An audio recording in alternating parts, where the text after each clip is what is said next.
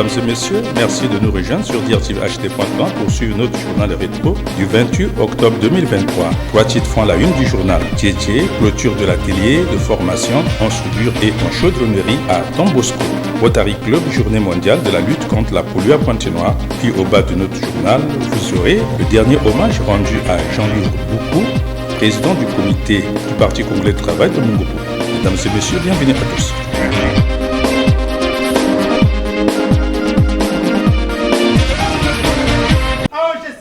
Amour, travail, prospérité. VET Toolbox, un projet d'appui au développement du secteur privé et de la jeunesse, financé par l'Union européenne, a organisé en partenariat avec Expertise France et l'Association des ouvriers garagistes du Congo un atelier de formation en construction métallique et nouvelles techniques de soudure. Atelier de formation qui s'est achevé le vendredi 27 octobre 2023 au centre de formation Tombosco de Tchétché à Pointe-Noire. Au chronogramme de la cérémonie, le mot de clôture de Patrice Bakekolo, président de la dite association, satisfait des étapes de la formation, exhortant les bénéficiaires de s'approprier ces connaissances efficientes. Nous sommes à la fin de cette formation. La fin de cette formation ne veut pas dire la fin totale, parce que nous sommes en train de regarder comment nous allons pérenniser cette formation dans la continuité, sachant que nous sommes dans la formation qualifiante et continue. Ce que donc je veux dire, c'est vous dire merci pour votre assiduité, parce que vous avez été ponctuel, vous avez été régulier jusqu'à la fin. Et ma reconnaissance va droit au projet VET Toolbox, qui n'a pas ménagé d'efforts pour nous accompagner par rapport à notre demande. Satisfaction aussi du formateur suisse qui s'est vu décerner un présent. Je suis venu ici pour essayer de transmettre des connaissances que j'ai eu la chance qu'on m'a transmis avant. Et puis, j'ai eu affaire à des gens particulièrement sympathiques, intéressés et qui ont été tout au long de ce mois, puisque j'ai eu 2 équipes différentes, pendant tout ce mois, des gens qui ont été attentifs et qui étaient disposés à évoluer dans la formation professionnelle et dans leur métier. Donc, je peux que leur dire à tous, bravo! Des formateurs d'entreprise ont apprécié la formation. Ça m'a fait plaisir d'apprendre ce que je ne maîtrise pas et ce que je n'ai jamais fait. Vraiment, ça me fait très plaisir. J'ai appris. Moi, je veux transmettre ça aux élèves. Je remercie l'association qui nous a appelés de venir suivre cette formation pour que nous aussi, nous transmettons ce qu'on a appris à ceux qui nous allons former. John Gaga, chef du projet, sur l'intérêt de ce projet communautaire. Le projet vise au développement des compétences et création d'emplois pour la jeunesse du Congo et développement des compétences pour surtout le secteur privé, appuyer le secteur privé, développement des capacités et en visant aussi la création d'emplois pour les jeunes qui sont désœuvrés. C'est une association de garagistes ouvriers du Congo. Alors, nous travaillons ensemble pour le développement des compétences dans le secteur ou bien le domaine de maintenance.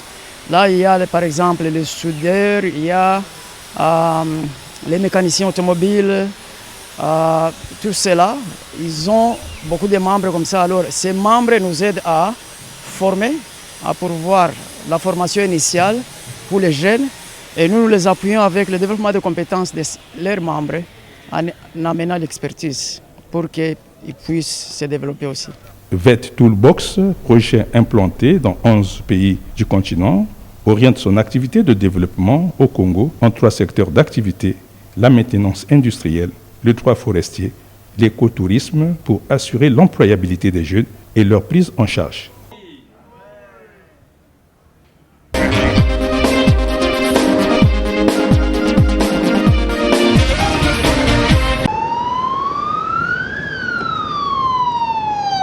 C'est à travers la marche de sensibilisation sur la lutte contre la poliomyélite que les clubs Rotary de Pointe-Noire ont célébré ce samedi 28 octobre 2023, à leur manière, la journée mondiale dédiée à l'éradication de cette maladie. Une initiative du Rotary Club Pointe-Noire Ndjindji avec à sa tête Karine Kwami, sa présidente. Partis de la place rotarienne de Pointe-Noire, les marcheurs, tous en t-shirt et casquette, ont fait la ronde de quelques artères du centre-ville pour exprimer leur combat dans la lutte contre cette maladie. Une journée mondiale qui réitère l'engagement de l'Organisation mondiale de la santé à reléguer la poliomyélite au passé, particulièrement en Afrique. En pleine marche, 2 Rotariens ont justifié le sens de cette action. Le but de cette marche est de sensibiliser et d'informer les gens sur la journée mondiale de la lutte contre la poliomyélite, cheval de bataille du Rotary International. Le but est de participer à des campagnes de vaccination, de faire circuler les informations afin d'éradiquer la polio dans le monde. Merci. Comme le slogan l'indique, End Polio Now. On marche pour sensibiliser à toutes les actions que mène le Rotary depuis plusieurs années pour éradiquer la polio dans le monde. Et on a presque réussi. Donc on continue pour aller encore plus loin et vraiment éradiquer la polio. Et en parallèle, on mène des actions pour les gens qui ont été atteints, pour les aider, notamment en offrant des tricycles que vous avez dû voir dans la ville et en finançant un certain nombre d'autres actions. Une marche qui a tout aussi profité à ces Rotariens dans le cadre de la santé. De retour au point de départ, que peut-on réellement retenir? C'était une belle journée pour laquelle je dois remercier Karine, parce que c'est son club qui a organisé. Donc nous sommes joints à l'action, parce qu'on a l'habitude maintenant depuis 2 ans de travailler ensemble. Et on a bien marché, on a rencontré beaucoup de gens. On espère que ça a sensibilisé encore plus pourquoi on a fait tous ce petit signe tout à l'heure, c'est qu'il ne reste plus que ça pour qu'on éradique la polio partout dans le monde. Depuis 1985, donc, le programme polio a été mis en place par le Rotary et avec l'aide de l'OMS et le financement des vaccins, nous continuons à lutter pour l'éradication de la polio. Comme l'amie Florence l'a dit tout à l'heure, il ne reste plus que ça, donc on compte tous pour vous pour faire éradiquer la polio. Enfin, les clubs Rotary travaillent ensemble pour, entre autres, construire la paix, combattre les maladies, soutenir l'éducation, protéger l'environnement et apporter l'eau potable aux communautés.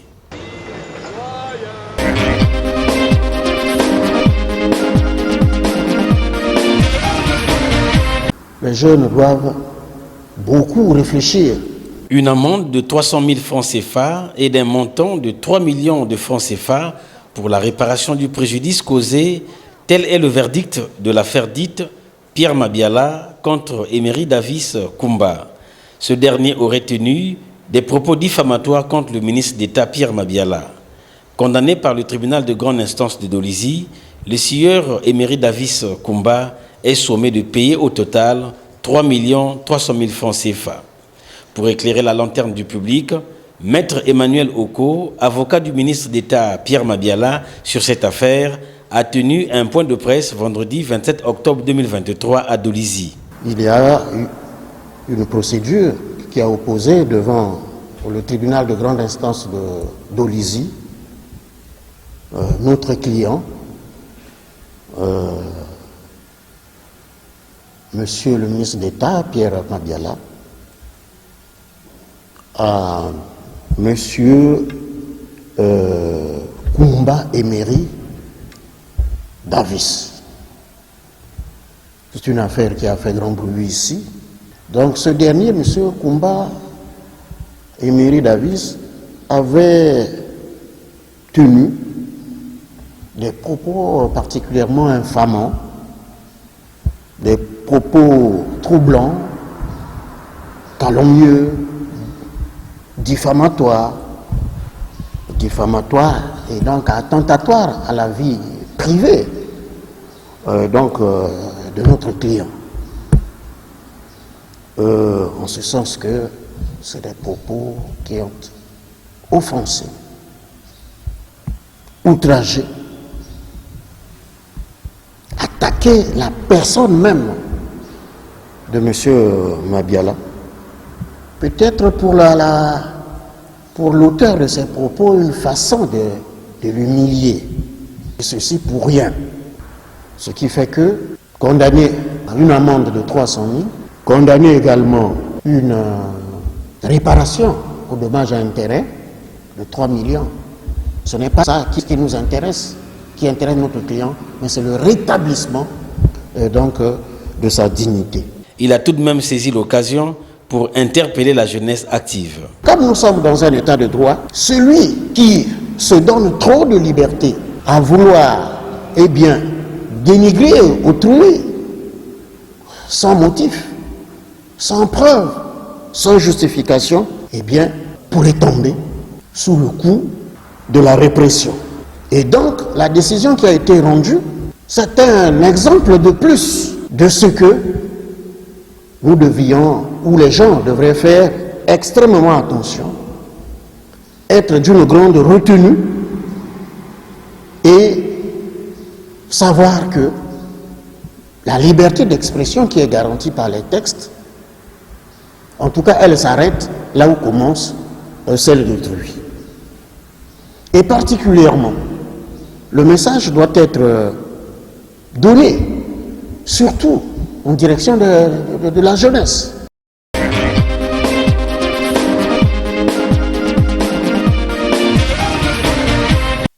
En vue de consolider la démocratie locale au sein du conseil départemental et municipal de Pointe-Noire, enclenché depuis le 23 septembre 2022, il s'est ouvert le mercredi 25 octobre 2023 les travaux de la 3e session ordinaire dite administrative de cet hémicycle local. Une 3e session ordinaire qui va délibérer pendant 10 jours 4 affaires détaillées par le premier secrétaire du bureau exécutif du conseil dans son mot de présentation. Ces affaires focalisées sur les délibérations d'examen du budget complémentaire 2023 et de la répartition des amendes de police entre l'État et la commune de Pointe-Noire. Ensuite, le plénium a observé une minute de silence en mémoire du distingué conseiller Jean-Luc Mboukou, rappelé à Dieu le 16 octobre 2023. Ouvrant les travaux, Evelyne Tchétchelé s'est apaisantie sur les axes repères de la 3e session. Notre session administrative qui s'ouvre aujourd'hui, la 3e du genre, aura ainsi le mérite de consolider nos acquis, tant sur le plan administratif que financier, mais aussi et surtout de nous faire une idée précise sur le niveau exact de nos engagements en vue de mieux projeter notre action, non seulement au cours du dernier trimestre de l'exercice 2023, mais en filigrane de mieux la projeter pour les 4 prochaines années qui se profilent à l'horizon. N'oublions pas que la construction d'une ville de Pointe-Noire évoluée, prospère et développée reste tributaire de la mutualisation et de la mise en cohérence de nos efforts. De cette tribune, j'invite l'institution législative que nous représentons, tous les collaborateurs et membres du bureau exécutif, les directions municipales et autres services à s'associer à l'effort de développement de la ville, à contribuer à la réussite de l'étape nouvelle dans laquelle nous nous engageons. Soyez à la hauteur de cette étape qui requiert un sens élevé de responsabilité, un engagement fort, une volonté ferme de faire valoir l'intérêt supérieur de notre commune pour que soit assumée la prospérité de Pointe-Noire et de sa population. C'est sur cet invite que je déclare ouvert les travaux de la 3e session ordinaire dite administrative du conseil départemental et municipal de Pointe-Noire. Ensemble, bâtissons la ville. Je vous remercie de votre aimable attention. Le clou de la cérémonie a été marqué par les présentations des nouveaux distingués conseillers et des membres du Parlement local des enfants du département de Pointe-Noire à l'assistance. Une 3e session qui s'ouvre après une année de la mandature municipale d'Evelyne Tchétchelé, marquée par les efforts d'assainissement des voiries urbaines de Pointe-Noire.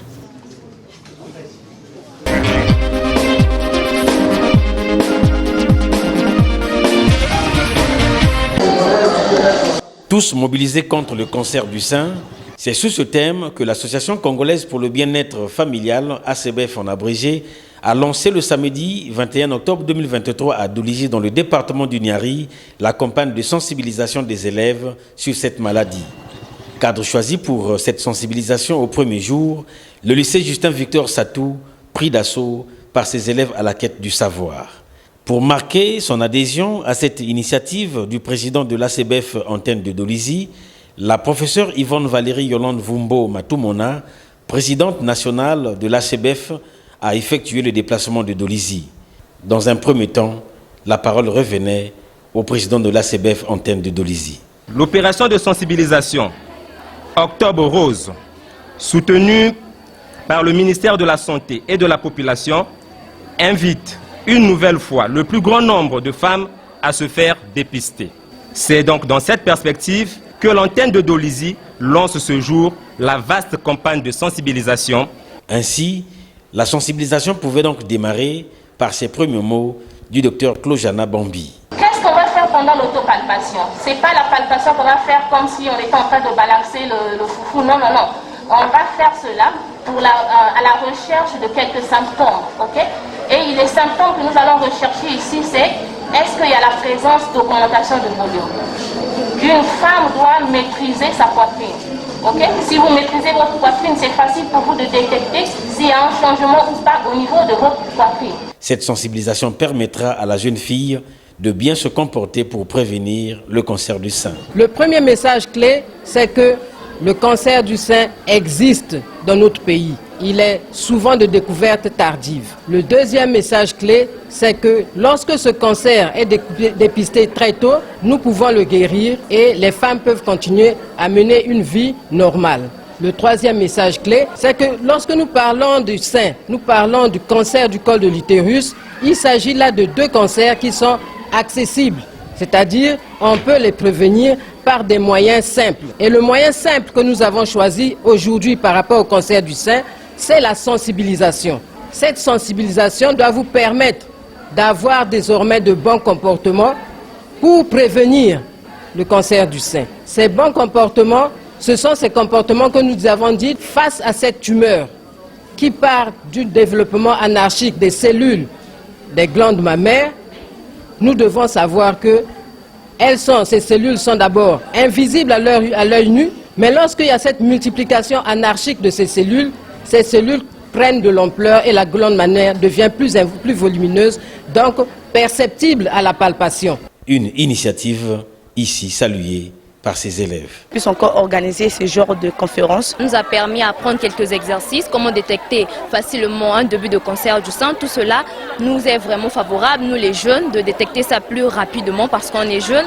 Et je conseillerais aussi à ceux qui sont plus grands que nous, nos mamans, nos adultes, à le faire. Enfin, cette campagne se poursuit jusqu'à la fin du mois d'octobre. On va vous envoyer vers le docteur qu'il faut.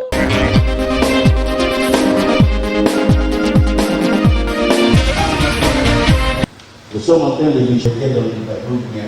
Les travaux de la session inaugurale du Conseil départemental de la santé du Niari ont été ouverts le mercredi 25 octobre 2023 à Dolizy par le préfet Gilbert Mwanda Mwanda.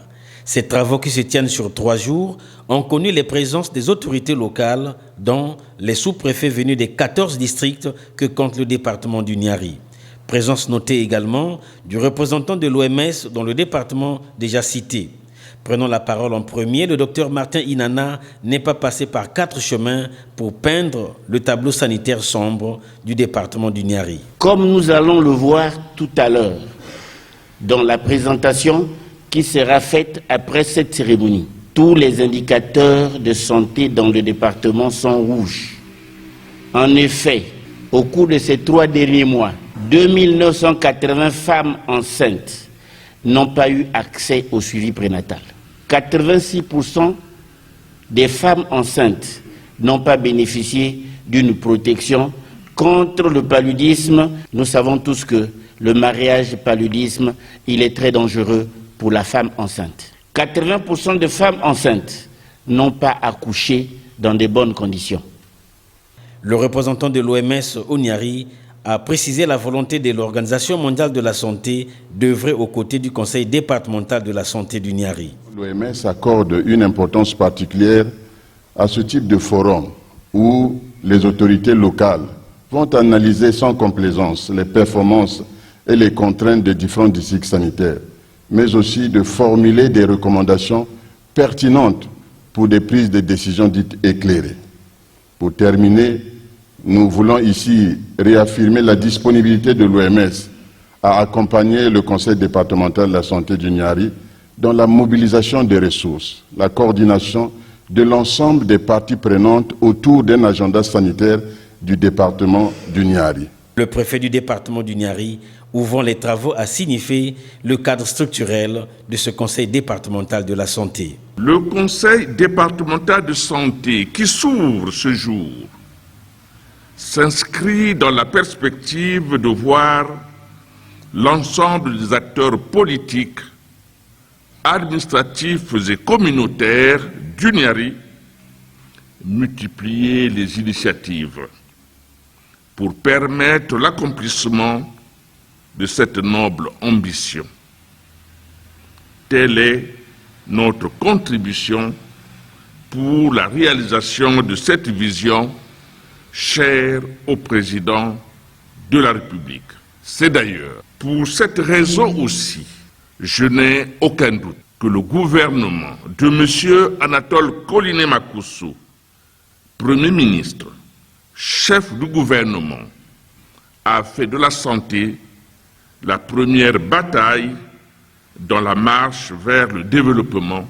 Cette session permet d'ouvrir le boulevard de la revitalisation des districts sanitaires du Niari, a indiqué le docteur Martin Inana, lequel a ouvert la série des exposés à travers la présentation de la situation sanitaire du département du Niari.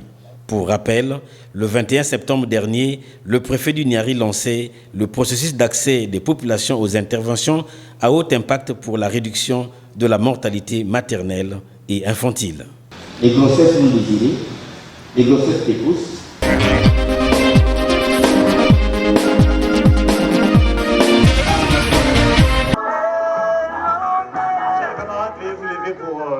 Il est 11h30 quand arrive au siège fédéral du PCT à la case du parti de Mvumvu la dépouille mortelle de Jean-Louis Boukou, membre du comité central, président du comité PCT Mongo-Poukou, rappelé à Dieu le 16 octobre 2023 à Pointe-Noire. Avant le départ du cortège funèbre pour le cimetière de Loubou dans le département du Kouilou, un hommage mérité lui a été rendu ce samedi 28 octobre 2023. Cadres, militants, sympathisants du parti, individualités et partis alliés du PCT ont honoré cette journée de deuil. Une cérémonie en 5 axes marquée par le témoignage du somme du comité PCT Mongo-Poukou. J'ai été votre collaborateur le plus immédiat, le premier collaborateur le plus immédiat, je voulais dire, en tant que somme du conseil du comité. Vous n'avez jamais pardonné le retard sur quelque chose, ni le travail bâclé ni mal fait. Effectivement, votre rigueur, je l'ai constaté et je me suis adapté. Et je parie que pendant que vous me quittez, même ceux là où vous avez laissé au plan professionnel, ils ont dû vivre la même rigueur. Le vous nous a séparés. Mais je voudrais quand même que l'auditoire me le permette.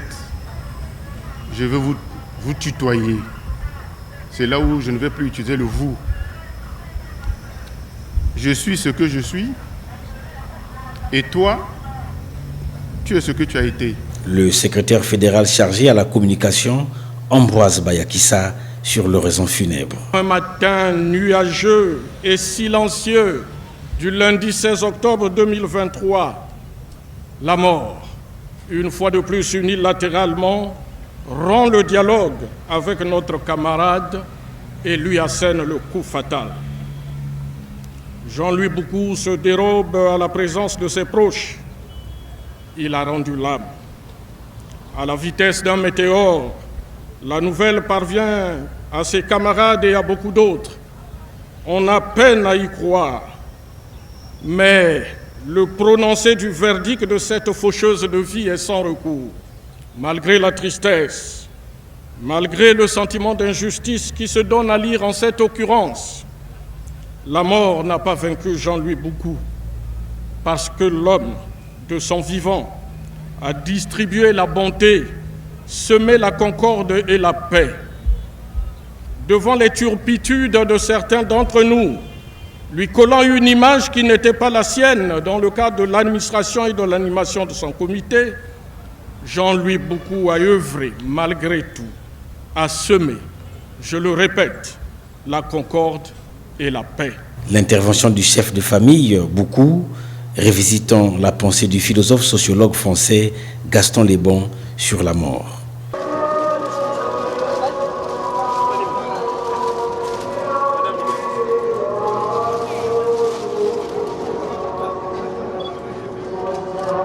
Le dépôt de la gerbe de fleurs par le président du Conseil fédéral PCT Pointe-Noire, Jean-François Kando, suivi des autres personnalités et du recueillement d'adieux à Jean-Louis Boukou.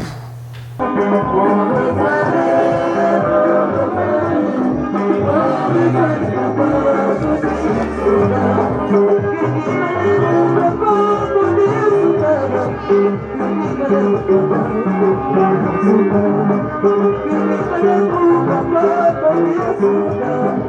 you.